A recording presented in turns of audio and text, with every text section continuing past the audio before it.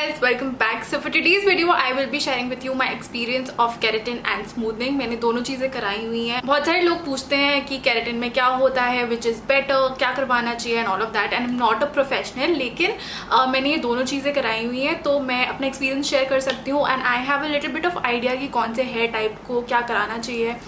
So that I will share. दोनों का process क्या होता है, प्राइस क्या होता है, मेरे हिसाब से किसको कराना चाहिए किसको नहीं कराना चाहिए, that I will share. But when you do get any of these procedures done in your hair तो प्लीज ऑब्वियसली कंसल्ट करना टू प्रोफेशनल. सो मैं एक बार स्मूथनिंग करा चुकी हूँ एंड वो मैंने आई थिंक 3 साल या 4 साल पहले करवाई थी. एंड मैं 2 बार केराटिन करवा चुकी हूँ. So I will quickly share my experience. And personally for my hair type, for me I prefer keratin. अगर मुझे आगे भी कराना होगा तो मैं केराटिन ही कराऊंगी. अभी भी मेरे बाल केराटिन ट्रीटेड हैं. So I got keratin done in March this year. So अब दोनों में क्या होता है, what is keratin? Keratin basically एक प्रोटीन है जो ऑलरेडी प्रेजेंट होता है हमारे बालों में, हमारे नेल्स में भी. और जब हम बहुत ज़्यादा हीट यूज़ करते हैं, बहुत डिफरेंट प्रोडक्ट्स यूज़ करते हैं, अपने बालों को स्टाइल करते हैं या कलर करते हैं, तो धीरे धीरे केराटिन हमारे बालों से चला जाता है. केराटिन प्रोसीजर के थ्रू वही केराटिन आप एक्सटर्नली आर्टिफिशियली अपने बालों में डालते हो. Basically keratin is not like straightening और anything. It takes away the waviness from your hair, it takes away the frizz from your hair, it makes it look more shiny and smooth and healthy. जो smoothing treatment होता है वो basically is more like a straightening treatment. Rebonding मैंने कभी कराई नहीं है, but if you have seen rebonding treated hair तो वो बहुत ज़्यादा स्ट्रेट होते हैं. सो स्मूथनिंग में भी here is very straight, but it's not like poker straight. वो जो उसके एंड्स हैं वो इतने बेकार नहीं लगते जैसे रीबॉन्डिंग में लगते हैं.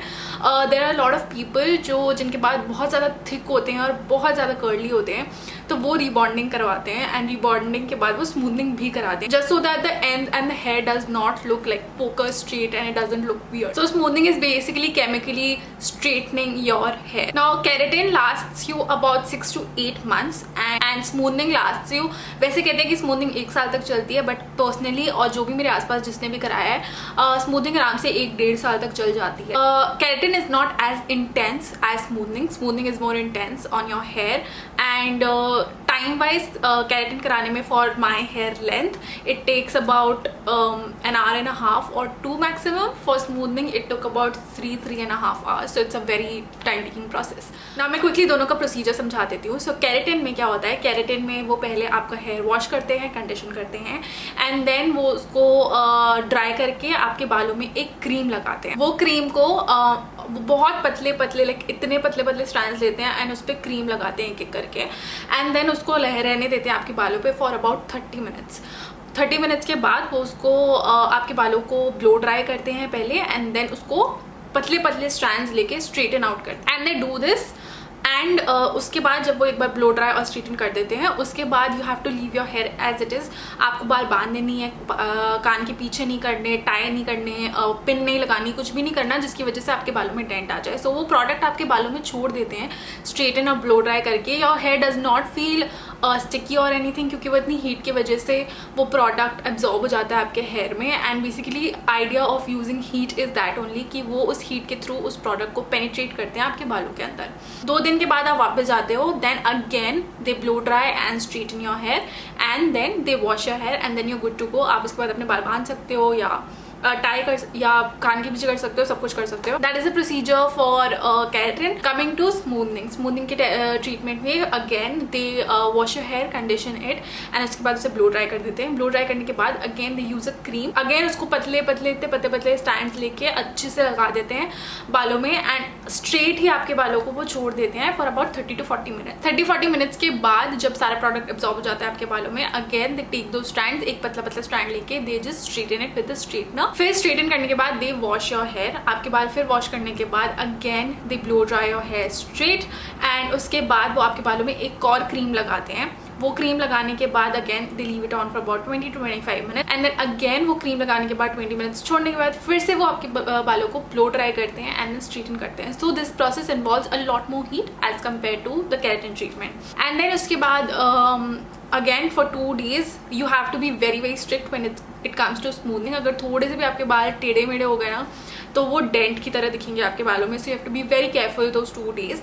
एंड उसके बाद you go back again, they blow dry your hair, straighten it and then wash it off. I will put pictures up on how my hair looked like when I got straightening done, smoothing done. मुझे honestly अपने ऊपर smoothing इतनी अच्छी नहीं लगी थी because my hair is weavy and it's frizzy. मतलब मेरे बालों में बहुत ज़्यादा volume नहीं है. I have a little bit of volume, but even for my hair type and इतनी volume के लिए I felt like smoothing के बाद my hair was looking super like flat and it did not flatter my face shape and it didn't flatter me basically.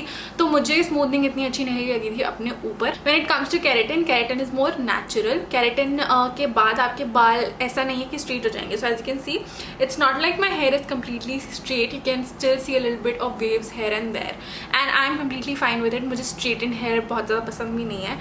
It just takes away all the frizz, takes away a lot of waviness. So naturally my hair is quite wavy and इसलिए जब मैं keratin कराती हूँ तो ये बहुत smoothen out हो गए. As you can see, there's still a little bit of wave in there, but they're a lot better and there's no frizz at all, which is the kind of look that I really like. Now coming to who should get keratin done and who should get smoothing done, this is like my personal opinion. You obviously should consult a professional.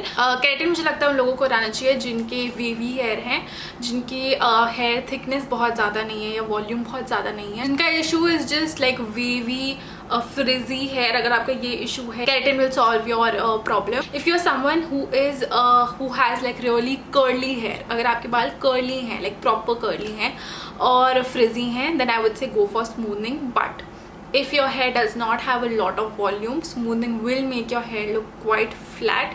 So please keep that in mind. अगर आपके बहुत voluminous hair है and you have a lot of curls, then keratin will have no effect on your hair. Keratin से कुछ भी नहीं होगा. If you are a curly girl and you want straight hair, then smoothing is the way to go. Smoothing सिर्फ उन्हीं को करानी चाहिए जिनके बालों में बहुत ज़्यादा volume है. So that is what like my opinion. Now coming to the pricing. Pricing के केस में when it comes to keratin, मेरे hair length के लिए, if you can see, this is my hair length. It costs 5,000 rupees, and for smoothing treatment it costs about 6 to 8,000. Again, it depends on your hair length. दोनों cases में hair length पे बहुत ज़्यादा फ़र्क पड़ता है, hair density पे फ़र्क पड़ता है, and also where you getting this done from. But this is what I paid. I think मेरे smoothing के लिए I paid rupees 6,500 और 6,000 ऐसे कुछ पे करा था मैंने. It was, but this was like 3 years back. So you may think कि यार मैं I'm spending so much money, तो वो मैं जो चीज़ मुझे 6-8 महीने ही लास्ट करेगी उस पर मैं 5,000 खर्च करूँ, और जो चीज़ मुझे 1.5 साल लास्ट करेगी उस पर इट्स बेटर कि मैं 6-7 हज़ार खर्च करूँ. बट द थिंग इज़ कि it is very important to see what hair type you have. I would rather get keratin done bar than get smoothing done in my hair because it just doesn't suit my hair. It looks very flat. It doesn't look flattering at all. Also, I wanted to mention that after smoothing for 6-8 months my hair was really nice, very silky, very shiny, all of that, और 1.5 साल तक बहुत ही smooth shiny थे. But I faced a lot of hair fall and I know that's not the case for with everybody. सबको ऐसे नहीं होता है, but मेरे केस में मुझे बहुत ज़्यादा hair fall हुआ था after like 8 to 10 months of getting hair smoothing done. But also want to mention that does not happen with everybody. मतलब बहुत सारे लोग हैं जिनको कुछ भी फर्क नहीं पड़ता, उनके बाल नॉर्मल हो जाते हैं. So yeah, that's all I wanted to say. That was my experience. Like I said, smoothing के साथ बहुत अच्छा experience नहीं था क्योंकि एक तो मेरे पे अच्छे नहीं लग रहे थे and दूसरी चीज़ मुझे बहुत ज़्यादा hair fall भी हुआ था उसके बाद. I had to really take care of my hair and then I got my keratin treatment and अभी मैंने दूसरी बार भी करा लिया है. In future also अगर मुझे कुछ hair treatment कराना होगा तो मैं keratin ही prefer करूँगी, but that's because of my hair type. Keratin के बाद मुझे कोई hair fall या dandruff या ऐसा कोई भी issue नहीं होता. And yeah, that was my experience. That is what I wanted to say about this. I hope this helped you. If you have any further questions about keratin or smoothing, I will answer them. But please keep in mind, I'm not a professional. I can only give you my suggestions and my advice. If I missed something, I've tried to mention everything, but अगर फिर भी कुछ miss हो गया है तो please comment section में पूछ लेना. I will let you guys know. And yeah, I hope you guys enjoyed this video. If you did, then please give it a big thumbs up and don't forget to subscribe to my channel. Make sure you follow me on all of my social media. All of my social media will be linked in the description box below. Thank you so much for watching and I will see you guys in my next video. Bye.